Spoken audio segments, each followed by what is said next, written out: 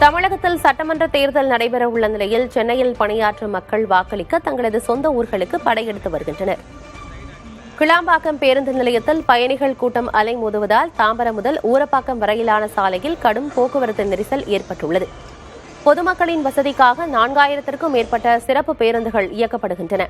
1 லட்சத்திற்கும் அதிகமானோர் முன்பதிவு செய்திருந்த நிலையில் முன்பதிவு செய்யாதவர்களும் ஊருக்கு படையெடுப்பதால் பேருந்து நிலையத்தில் கடும் கூட்ட நெரிசல் ஏற்பட்டுள்ளது. பயணிகளுக்காக சிறப்பு மருத்துவ முகாம், மாற்றுத்திறனாளிகளுக்கான சக்கர நாற்காலி, கூடுதல் ஏடிஎம் மையங்கள், சிறப்பு இலவச பேட்டரி கார் வசதி, குடிநீர், கழிப்பறை வசதி, வண்டலூர் அருகே சிறப்பு பார்க்கிங் வசதிகளும் ஏற்பாடு செய்யப்பட்டுள்ளன. இதற்கிடையே பூந்தமல்லி பேருந்து நிலையத்திலும் பயணிகள் கூட்டம் அலைமோதியது. சொந்த ஊருக்கு படையெடுக்கும் மக்களால் சென்னை திருச்சி தேசிய நெடுஞ்சாலையில் கடும் போக்குவரத்து நெரிசல் ஏற்பட்டுள்ளது.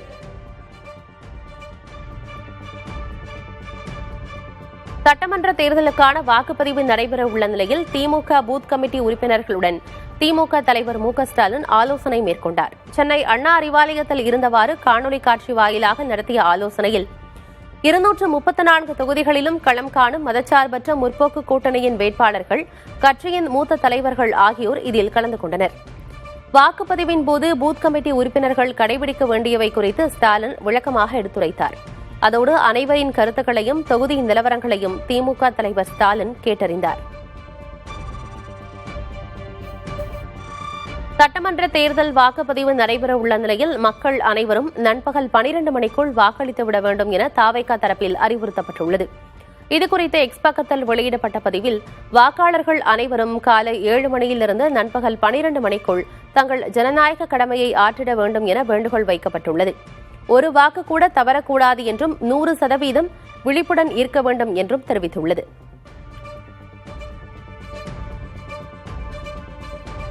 தாவேகா தலைவர் விஜய் பல்வேறு கோரிக்கைகளை வலியுறுத்தி தேர்தல் ஆணையத்திற்கு கடிதம் எழுதியுள்ளார். அதில் தேர்தல் நாளில் பிரதான சாலைகளில் காவல் ரோந்து பணிகளை தீவிரப்படுத்த வேண்டும் என்றும், சிசிடிவி கண்காணிப்பு, ட்ரோன், வீடியோ ஆவணப்படுத்தும் குழுக்கள் மூலம் கண்காணிக்க வேண்டும் எனவும் வலியுறுத்தியுள்ளார். அதேபோல பெண் வாக்காளர்களுக்காக ஒவ்வொரு வாக்குச்சாவடியிலும் பெண் காவலர் இருப்பதை உறுதி செய்யவும், வயதான மாற்றுத்திறனாளி பெண்களுக்கு வாக்குச்சாவடியில் அடிப்படை வசதிகள் வேண்டும் என்பதையும் விஜய் தனது கடிதத்தில் குறிப்பிட்டார்.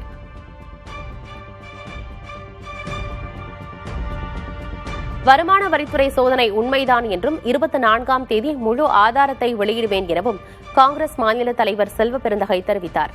இதுகுறித்து அறிக்கை வெளியிட்டுள்ள அவர், கடந்த 20ஆம் தேதி ராகுல் காந்தி தமிழகம் வந்திருந்தபோது தன்னை முடக்குவதற்காக தான் தங்கியிருந்த இடத்திலும் அலுவலகத்திலும் வருமான வரித்துறை சோதனை நடத்தியதாக குறிப்பிட்டுள்ளார். மேலும் நடந்த உண்மையை மக்களுக்கு எடுத்துரைப்பது தனது கடமை எனவும் அவர் பதிவிட்டுள்ளார். பொன்னேரி, புலியூர் பகுதிகளில் வாக்காளர்களுக்கு கொடுப்பதற்காக பதுக்கி வைக்கப்பட்டிருந்த பரிசுப் பொருட்கள் பறிமுதல் செய்யப்பட்டுள்ளன. அதன்படி பொன்னேரியில் இருவேறு இடங்களில் தேர்தல் பறக்கும் படை அதிகாரிகள் நடத்திய சோதனையில் திமுகவினரிடமிருந்து சுமார் 2000 டோக்கன்களும் 800 சேலைகளும் பறிமுதல் செய்யப்பட்டன. அதேபோல கரூர் அருகே உள்ள புலியூரில் தோட்டத்து வீட்டில் பதுக்கி வைக்கப்பட்டிருந்த 52 குக்கர்களை தேர்தல் பறக்கும் படையினர் பறிமுதல் செய்தனர். கோவை மாவட்டம் மேட்டுப்பாளையத்தில் சுயேட்சை வேட்பாளர் TR சண்முகசுந்தரம் புகைப்படத்துடன் கூடிய தங்க மூக்குத்திகள் அடங்கிய பரிசு கூப்பன் கவர்கள் இருக்கும் வீடியோ காட்சிகள் வெளியாகியிருக்கிறது. இதுகுறித்தும் தேர்தல் அதிகாரிகள் விசாரணை நடத்தி வருகின்றனர்.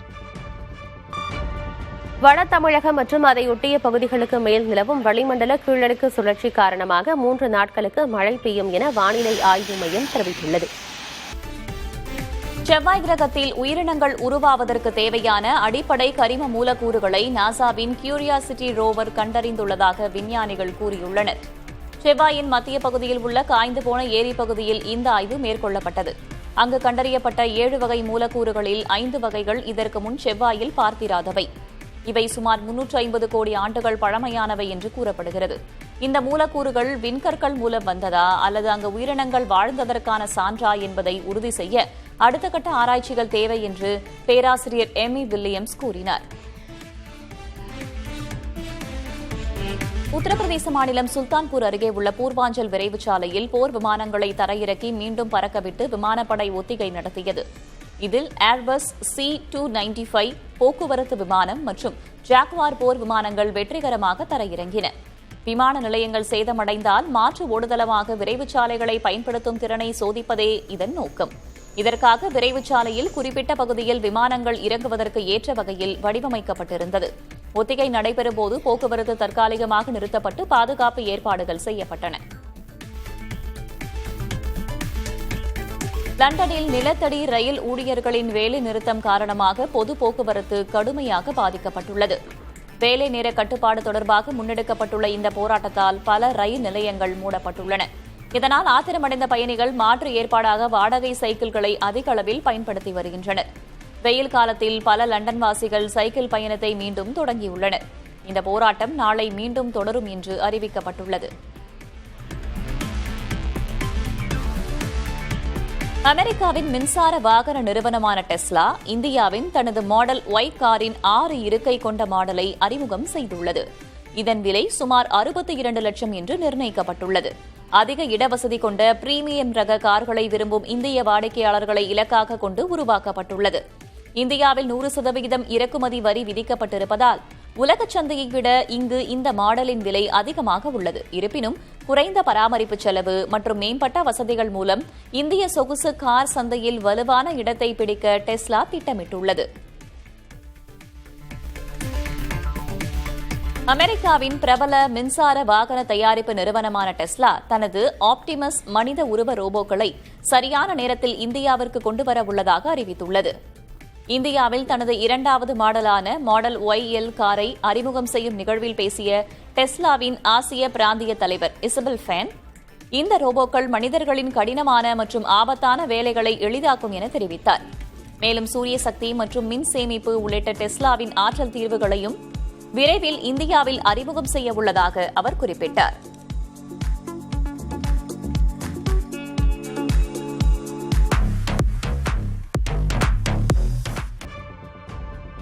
உலகளாவிய எரிபொருள் நெருக்கடி தீவிரமடைந்துள்ள நிலையில் பெட்ரோல், டீசல் மற்றும் நிலக்கரி பயன்பாட்டை முற்றிலுமாக நிறுத்துவது குறித்து விவாதிக்க 53 நாடுகள் அடுத்த வாரம் கொலம்பியாவில் கூடுகின்றன. ஈரான் போர் மற்றும் ஹோர்முஸ் நீரிணை மூடல் காரணமாக வரலாற்றிலேயே மிகப்பெரிய எண்ணெய் விநியோக தடை ஏற்பட்டுள்ளது. இதனால் ஆசிய பசிபிக் நாடுகள் கடும் பொருளாதார நெருக்கடியை சந்தித்து வருகின்றன. புதைப்படிவ எரிபொருட்கள் இப்போது விலை உயர்ந்ததாகவும் நிச்சயமற்றதாகவும் மாறியுள்ளன. இதற்கு மாற்றாக மலிவான சூரிய சக்தி மற்றும் காற்று ஆற்றலை நோக்கி நாடுகள் வேகமாக திரும்புகின்றன. குறிப்பாக ஐரோப்பாவிலும் சீனாவிலும் மின்சார வாகனங்களின் விற்பனை முன்னெப்போதும் இல்லாத உச்சத்தை தொட்டுள்ளது. இந்த சூழலில் கொலம்பியா மாநாடு புதைப்படிவ எரிபொருட்களிலிருந்து உலகம் விடுபடுவதற்கான திருப்புமுனையாக கருதப்படுகிறது. திருச்சி மாவட்டம் மணப்பாறையில் உள்ள பிரபல நகைக்கடையில் சுமார் 15 மணி நேரமாக நடைபெற்ற வருமான வரித்துறை சோதனை நிறைவு பெற்றது. மணப்பாறை, துவரங்குறிச்சி, புத்தானத்தம் ஆகிய இடங்களில் உள்ள நகைக்கடையின் கிளைகளில் அதிகாரிகள் தீவிர சோதனை மேற்கொண்டனர். சோதனையின் முடிவில் சில முக்கிய ஆவணங்களை அதிகாரிகள் எடுத்துச் சென்றனர்.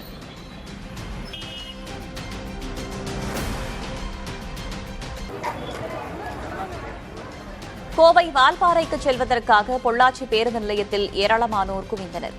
வெளியூர்களில் வசிக்கும் வால்பாறையைச் சேர்ந்தவர்கள் சட்டமன்ற தேர்தல் வாக்குப்பதிவை முன்னிட்டு சொந்த ஊருக்கு செல்ல அதிக அளவில் வந்தனர். பொள்ளாச்சியிலிருந்து வால்பாறைக்கு 16 சிறப்பு பேருந்துகள் இயக்கப்பட்ட போதிலும் பலர் பேருந்துகளில் முண்டியடித்துக் கொண்டு ஏறிச் சென்றனர். பேருந்து வருகைக்காக பேருந்து நிலையத்தில் ஏராளமானோர் காத்திருந்தனர். சென்னை விருகம்பாக்கத்தில் தேர்தல் பணியில் ஈடுபடும் அரசு ஊழியர்கள் தங்களுக்கு தபால் வாக்கு வழங்கப்படாதது குறித்து புகார் அளிக்கின்றனர். தேர்தல் பணிக்காக செல்லக்கூடிய 200 பேரில் 50க்கும் மேற்பட்டவர்களுக்கு இதுவரை தபால் வாக்குகள் கிடைக்கவில்லை என்று கூறப்படுகிறது. அதிகாரிகளிடம் கேட்டால் முறையான பதில் இல்லை என்றும் வாக்குரிமை பறிபோக்கும் சூழல் உள்ளதாகவும் ஊழியர்கள் கவலையுடன் கூறுகின்றனர். தேர்தல் ஆணையம் என்ன சொல்லியிருக்குன்னா, தபால் ஓட்டு உங்களுக்கு வந்துடும். இது வரைக்குமே எங்களுக்கு தபால் ஓட்டு வரல. ஒரு 200 பேர் பக்கம் வந்தவங்களுக்கு எல்லாமே தபால் ஓட்டு போட்டாங்க. ஒரு 100 பேர் பக்கம் இன்னைக்கு தபால் ஓட்டே வரல இது வரைக்குமே. இந்த காலேஜில் பொறுத்த வரைக்கும் 100 பேருக்கு இல்லை. ப்ளஸ் இதுமாரி எத்தனை இடத்துல இது மாதிரி இல்லாமல் இருக்குன்னு தெரியல. இப்போ எங்களுக்கு ஓட்டுரிமை வந்ததுலேருந்து இது வரையும் ஒரு ஓட்டு கூட நான் மிஸ் பண்ணல. இப்போ நாங்கள் ஜாப் கிடைச்சி இங்கே வேலை கிடைச்சி இங்கே வந்திருக்கிறோம். இங்கே நாங்கள் அந்த தபால் ஓட்டு போடுவோன்ற ஒரு நம்பிக்கை இன்னும் இருக்குது. இந்த தேர்தல் கமிஷன் கண்டிப்பாக எங்களுக்கு கொடுக்கணும், வாய்ப்பு கொடுக்கணும். அதே மாதிரி ஊடகத்துறையாக சேர்ந்து எங்களுக்கு ஒரு வாய்ப்பை ஏற்படுத்தி கொடுக்கணும். முதல்வரின் செயலர் உமாநாத் மீது தேர்தல் நடத்தை விதிமீறல் குற்றச்சாட்டில் நடவடிக்கை எடுக்க கோரிய மனுவை சென்னை உயர்நீதிமன்றம் தள்ளுபடி செய்துள்ளது. உமாநாத் IAS தேர்தல் விதிகளை மீறி மாவட்ட ஆட்சியர்கள் மற்றும் காவல்துறை அதிகாரிகளுக்கு உத்தரவு பிறப்பித்ததாக குற்றம் சாட்டி வழக்கறிஞர் மோகன்தாஸ் மனு தாக்கல் செய்திருந்தார். தேர்தல் ஆணையம் தரப்பில் குற்றச்சாட்டிற்கு ஆதாரம் இல்லை என்று தெரிவிக்கப்பட்டதால் தலைமை நீதிபதி அமர்வு மனுவை தள்ளுபடி செய்துவிட்டது. நெல்லை மாவட்டம் மேற்கு தொடர்ச்சி மலைப்பகுதிகளில் 294 வாக்காளர்கள் ஓட்டு போட தேர்தல் ஆணையம் முன்னேற்பாடுகளை மேற்கொண்டுள்ளது. மாஞ்சோலை, நாலுமுக்கு, ஊத்து ஆகிய 3 மலை கிராமங்களில் மொத்தம் உள்ள 294 வாக்காளர்களின் வசதியாக தேர்தல் ஆணையம் சார்பில் சிறப்பு பேருந்துகள் ஏற்பாடு செய்யப்பட்டுள்ளன. இப்போது மாஞ்சோலையில் 70க்கும் மேற்பட்டவர்கள் நிரந்தரமாக குடியிருந்து வருகின்றனர். தேயிலை தோட்டங்கள் உற்பத்தி நிறுத்தியதால் இடம்பெயர்ந்த 230 பேரும் மாஞ்சோலையிலேயே வாக்களிக்க விருப்பம் தெரிவித்துள்ளனர். நாமக்கல் மாவட்டம் ராசிபுரம் அருகே போதமலை மலை கிராமத்திற்கு 75 ஆண்டுகளுக்கு பிறகு முதல் முறையாக வாகனங்கள் மூலம் வாக்குப்பதிவு இயந்திரங்கள் கொண்டு செல்லப்பட்டன. சாலை வசதி இல்லாததால் இதுவரை அதிகாரிகள் தலைச்சுமையாக வாக்குப்பதிவு இயந்திரங்களை சுமந்து சென்ற நிலையில் தற்போது அமைக்கப்பட்ட தற்காலிக சாலைகளால் தேர்தல் பணிகள் எளிதாகியுள்ளன. இது மலைவாழ் மக்கள் மற்றும் அதிகாரிகள் மத்தியில் மகிழ்ச்சியை ஏற்படுத்தியுள்ளது. நாகை மாவட்டம் வேதாரண்யம் அருகே நடுக்கடலில் மீன்பிடித்துக் கொண்டிருந்த மீனவர்கள் மீது இலங்கை கடற்படையினர் தாக்குதல் நடத்தியுள்ளனர்.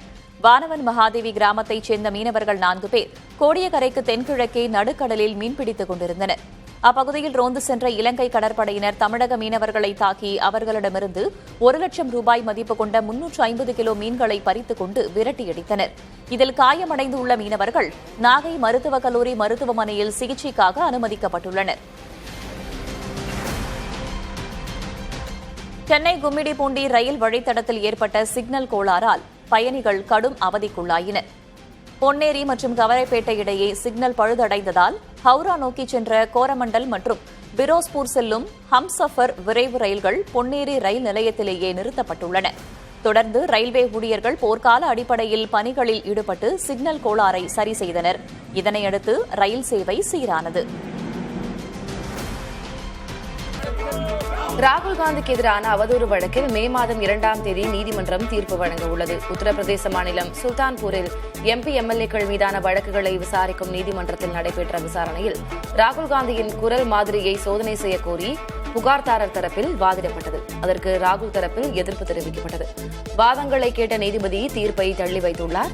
கடந்த 2018ஆம் ஆண்டு பாஜக பிரமுகர் விஜய் மிஸ்ரா தொடர்ந்த வழக்கில் ராகுல் ஏற்கனவே நேரில் ஆஜராகி விளக்கம் அளித்திருந்தார். ஆந்திர மாநில அரசின் இளநிலை உதவியாளர் மட்டத்திலான பணிகளுக்கு உள்ளூர் விண்ணப்பதாரர்களுக்கு நேரடி நியமனத்தின் மூலம் வேலைவாய்ப்பு அளிப்பதற்கான இடஒதுக்கீடு 95% உயர்த்தப்பட்டுள்ளது. இதுகுறித்து அந்த மாநில அரசு வெளியிட்டிருக்கும் அரசாணையில் இளநிலை உதவியாளர் அல்லது அதற்கும் குறைவான மட்டத்திலான அரசு பணிகளுக்கு உள்ளூர் விண்ணப்பதாரர்களை நேரடியாக நியமனம் செய்யும் முறைக்கு இந்த இடஒதுக்கீடு பொருந்தும் என்று கூறப்பட்டுள்ளது.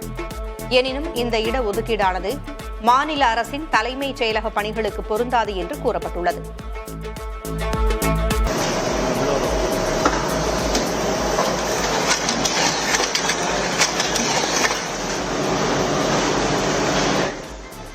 (2025-26) நிதியாண்டில் இந்தியாவின் ஜவுளி மற்றும் கைவினைப் பொருட்கள் ஏற்றுமதி 2.1% வளர்ச்சியடைந்து 3,16,000 கோடி ரூபாய் ஈட்டியுள்ளது. அமெரிக்காவின் கடும் வரி விதிப்புகளுக்கிடையேயும் இந்த வளர்ச்சி அமைந்துள்ளது. குறிப்பாக ஆயத்த ஆடைகள் 1,39,000 கோடி ரூபாயோடு முதலிடம் பிடித்தது. ஐக்கிய அரபு அமீரகம் மற்றும் பிரிட்டன் போன்ற 120க்கும் மேற்பட்ட நாடுகளுக்கு ஏற்றுமதி விரிவடைந்துள்ளது. 2025-26 நிதியாண்டில் இந்திய ஆயுள் காப்பீட்டுத்துறை புதிய பாலிசிகள் மூலம் 4,60,000 கோடி ரூபாய் வருவாய் ஈட்டி 16 விழுக்காடு வளர்ச்சியை பதிவு செய்துள்ளது. இந்த நிதியாண்டில் விற்பனையான மொத்த பாலிசிகளின் எண்ணிக்கை 2,83,00,000 உயர்ந்துள்ளது. தனிநபர் காப்பீட்டு பாலிசிகளுக்கு GST வரி நீக்கப்பட்டதே இந்த அதிரடி வளர்ச்சிக்கு முதன்மை காரணியாக அமைந்தது. இதில் LIC நிறுவனம் 2,60,000 கோடி ரூபாயும் தனியார் நிறுவனங்கள் 1,99,000 கோடியும் ஈட்டியுள்ளன. திருவள்ளூர் மாவட்டம் திருத்தணி சுப்பிரமணிய சுவாமி கோயிலில் சித்திரை மாத பிரம்மோற்சவ 2ஆம் நாள் விழா நடைபெற்றது. இதில் சிறப்பு அலங்காரத்தில் உற்சவர் முருகபெருமானின் வீதி உலா நடைபெற்றது. திரளான பக்தர்கள் கண்டுகளித்து வழிபாடு செய்தனர்.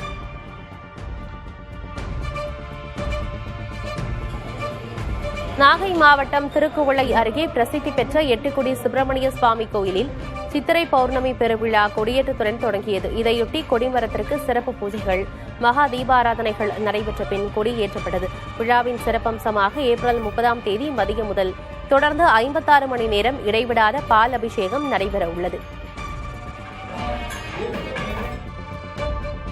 கேரளத்தின் கலாச்சார திருவிழாவான உலக புகழ்பெற்ற திருச்சூர் பூரம் கோலாகலமாக நடைபெற்று வருகிறது.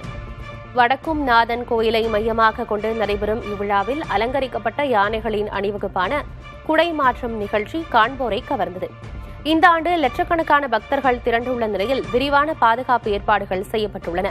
விழாவின் முக்கிய அங்கமான இளஞ்சிசிதாரா மேளம் இசைக்கலைஞர்களால் முழங்கப்பட்டது. கண்கவர் வான வேடிக்கையுடன் விழா உச்சத்தை எட்டும்.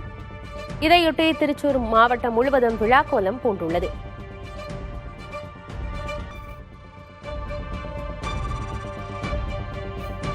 மேற்குவங்க தேர்தல் களத்தில் அம்மாநில மக்களின் கலாச்சார அடையாளமான மீன் தற்போது ஒரு கூர்மையான அரசியல் ஆயுதமாக மாறியுள்ளது. பாஜக ஆட்சிக்கு வந்தால் மீன் உணவுக்கு தடை விதிக்கும் என்று மம்தா பானர்ஜி முன்வைத்த குற்றச்சாட்டு மக்களிடையே அதிர்வலைகளை ஏற்படுத்தியது.